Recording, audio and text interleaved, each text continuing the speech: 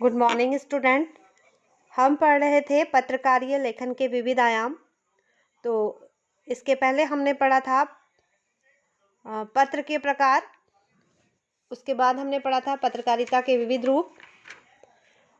पत्रकारिता क्या है और पत्रकारिता के विविध रूप। फिर हमने पढ़ा था संपादन और उसके सिद्धांत। आज हम पढ़ेंगे संपादक के नाम पत्र।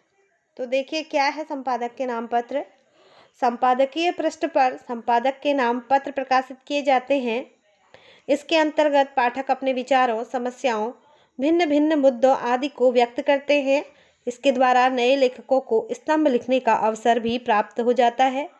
अतः पाठकों द्वारा संपादक के नाम लिखा गया पत्र जनमत को प्रतिबिंबित करता है। लेख। समाचार पत्र में अनेक पत्रकारों एवं विशेषज्ञों के लेख प्रस्तुत किए जाते हैं। लेख लिखते समय प्रस्तुत किए गए विषय पर विस्तार से चर्चा की जाती है। लेख में प्रारंभ, मध्य व अंत को ध्यान में रखकर लेखक अपने विचारों को प्रस्तुत करता है। लेख फीचर आदि से भिन्न होता है।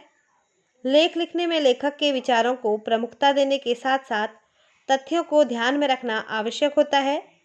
लेखक लेख द्वारा अपने विचार प्रस्तुत करते हुए सूचनाओं एवं तथ्यों का विश्लेषण करके तर्क के आधार पर अपनी राय देता है।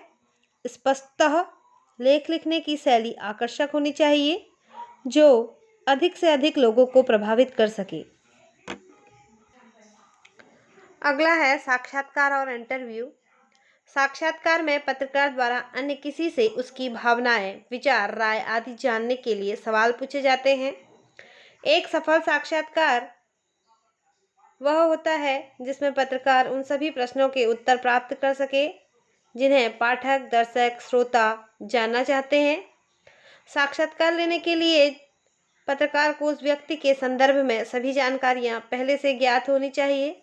साक्षात्कार लेने के लिए यह स्पष्ट होना चाहिए कि आप उस व्यक्ति के किन प्रश्नों के उत्तर जानना चाहते हैं। साक्षात्कार लेते समय महत्वपूर्ण सूचना एवं जानकारी को साक्षात्कार के समय नोट करते रहना चाहिए। अगला है विशेष लेखन। किसी भी विशिष्ट विषय पर लिखा गया लेख विशेष लेखन कहलाता है। सामाजिक, आर्थिक, राजनीतिक, खेल, फिल्म आदि कई तरह की खबरें होती हैं। इन विभिन्न खबरों के विशेष लेखन के लिए अलग डेस्क होते हैं तथा विभिन्न खबरों पर कार्य करने वाले पत्रकारों का भी अलग समूह होता है जो अपने क्षेत्र से संबंधित विषय में माहिर होते हैं। विभिन्न तरह की खबरों को एकत्र करने के लिए संवाददाताओं के मध्य कार्य का विभाजन उनकी रुचि के अनुरूप होता है। इसे मीडिया की भाषा में बीट कहते हैं। प्रत्येक संवाददाता का कार्य अपने क्षेत्र की घटनाओं को एकत्रित करना होता है।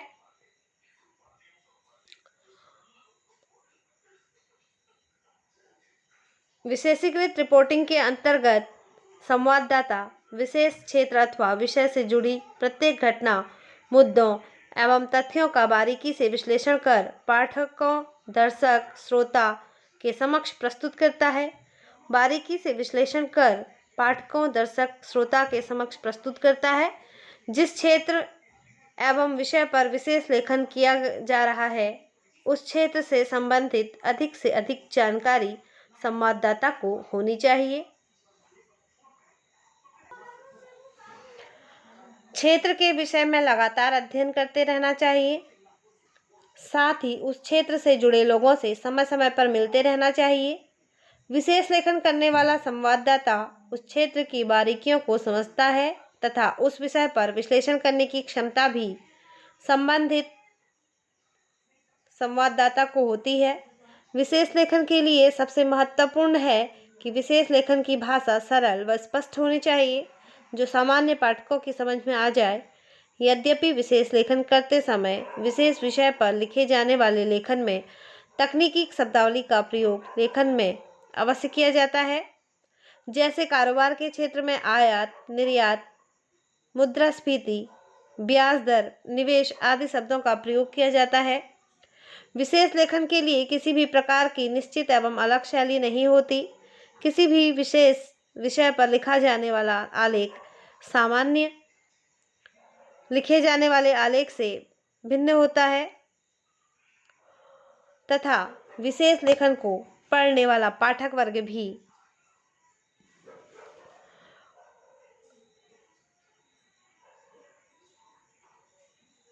बहुत हद तक भिन्न होता है, क्योंकि प्रायः सभी व्यक्ति कारोबार व्यापार के पृष्ठ को नहीं पढ़ते।